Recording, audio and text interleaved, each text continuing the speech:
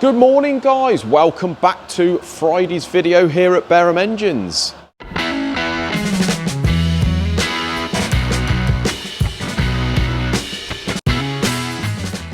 Now first of all guys, I want to apologise. Isaac is off today, he's back at college, the lad's out learning. He hasn't left me his gimbal, and even if he had, I don't know how to use it. So unfortunately guys, must apologise. For one day only, you're going to have my shaky hand for videography. So make sure you do your, make sure you get your sickness pills down you. So first of all, got two nice little packages here, all packaged up. We've got the Cosworth there for Christian, and the one who owns the Figaro shop. And we have a box of Figaro stuff here. So this is 3 engines worth. And they are going to go out today. They've got the tickets on, and Christian has organised that. He said when he gets this lot back, he's going to be sending another 4 engines worth. So it looks like we are going to be having a regular thing with the Figaros, which is nice really. It's a nice little sort of fill-in job. We can get them turned around within the week, which and Christian can get on with building some engines, so he's really happy with that. So the Cosworth that was in that pallet with the black wrap on it, guys, this is the block. It's a 200 block. We've got to do the works on that. So first thing I'm going to be doing, looking at it, we're going to be blasting that in the vapor blaster. I'm going to remove the core plugs, and I'm going to be setting about putting long studs in this. We're going to be putting ductile iron liners, and I'm also going to be putting our trusty BMW oil jets in the base. So quite a lot of work to do to that. The rest of the bits are over here. This stuff here is for Kyle, and the one I did a couple of engines for last year. We've got to grind the crankshaft, size the rods, etc., face the flywheel, and Tom Upton is doing some fairly extensive welding on the cylinder head. So when I pick that up, I'll show you what he's been up to. And on here, we've got the cylinder head again. We've got another crank to grind, and we've got the flywheel there. So I think this is going to all be a balance. We've got a load of stuff in here from that Cosworth. So I'm going to be giving this customer, the one that arrived on the pallet, that we've got to do that block for, I'm going to be giving him a phone call this afternoon to see how far he wants us to go with this.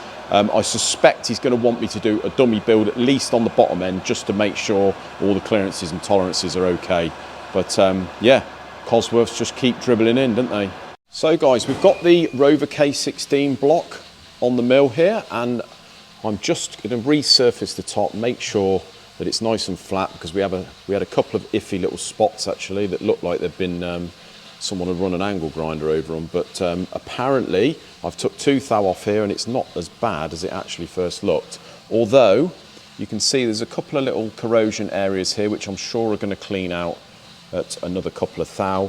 And you can see around the edge here where it looks like someone's gone over it with a bit of a sander, and it's sort of sloping away here. See, especially around this area, which you're obviously going to run the risk of weeping water off from the water jacket to the outside of the block. So I'm going to give that another couple of thou. That's going to make that about 4 thou we've took off there.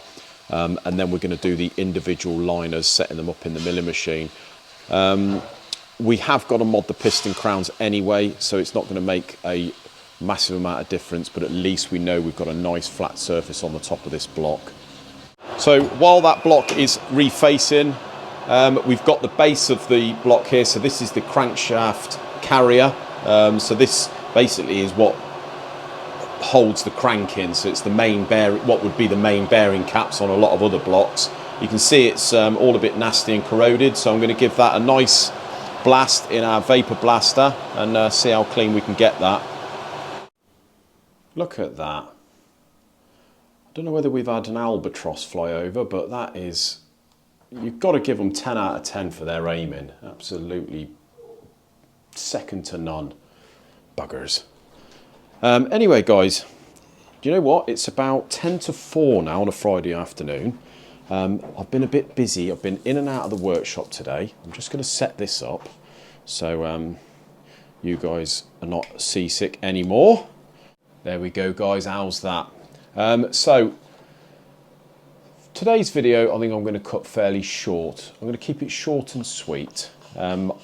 We've wrapped up for today. Next week, pretty busy week. John's off all week. He's got to go up to Manchester. It's his birthday. He's 71. But when he's back the following week, we've got 2 Cosworth crankshafts that need grinding throughout. And he even suggested today that he does a video on one. So you guys are going to be very lucky and seeing John grind a crankshaft, and he's even willing to put a microphone on. How about that? So yeah, looking forward to that. Be nice to have John speaking on the channel. So yeah, as I say, we are going to be pretty busy next week. I'm off on the Tuesday, so Isaac's on his own. But we are going to be having the BMW back. We're meant to have had it back this week. Tom Upton is a little bit behind schedule with the exhaust, but really looking forward to showing you that. It's an absolute work of art. Tom and I come up with the design ourselves, and it looks absolutely factory. It looks lovely. So he's going to take another couple of days to do that. The painter, Ryan, is ready for the car on Monday. He's on holiday this week, but he's going to be ready for it Monday. So as soon as Tom, in the next day or two, next week, Monday or Tuesday, gets that done, we're going to get that back straight over to Stuart's, and I'm going to employ Stuart to strip the car. So he'll get that done within a day easy, then it's straight up to Ryan. But not before I get to show you the exhaust. So yeah, really good. The kit car is then going to go up to Tom's. We're going to have that prop modded, so I'm going to show you what we've got to do on that to hopefully get that prop reliable. I'm going to be honest, I think because I've spent so much time and effort on the kit car, changing the engine and that, we've spent a few quid on it as well, mind. And the fact that it was so reliable before, the fact that we've done a couple of laps and it's broke, it's made me a little bit disheartened with it, I'm going to be honest. But yeah, hopefully Tom can come up with a sort of design on the prop that gives us some more reliability. Also, Northeast Prop Shafts, big thank you to them. They obviously watch the channel. They messaged me saying, look, give us a shout. And Michael there has been a big help to me. So I'm going to be speaking with him. He's got another couple of ideas on potentially what we could do with that to make it more reliable. So yeah, fingers crossed, guys, we get that car sorted and we have no more issues from it. But yeah, so we've got to get that up to Tom next week. Isaac's going to be pretty busy next week. We're going to have all the bits for the V6 Land Rover, so we're going to get in amongst that. I'll do a bit of video of Isaac rebuilding that, show you what we're doing. We've also had the new crankshaft turn up. That looks a lovely bit of kit.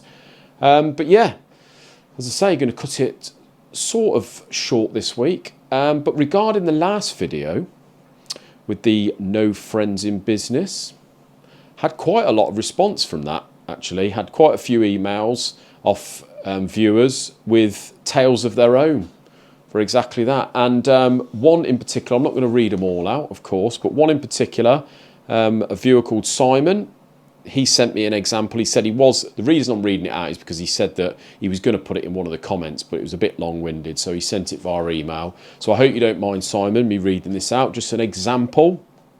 And the reason I chose this one is because this exact thing happened to me beginning of the year, this sort of thing. So he's put here, I've printed it out obviously, he's put, "Hi Lee, great channel, love all the content and watching Isaac learning the trade and making way in life. Top job, Isaac. I thought I'd email you this one as it was a bit long-winded for the comments. A few years ago, probably 5 years, my missus and I worked for DPD near Norwich. She was quality manager there. A friend of ours of 20 odd years asked my wife if she could send a canvas cover to a guy in Wales for him. She said she could do it, but as it was a freebie, and obviously a favour, it wouldn't be insured and the risk was his.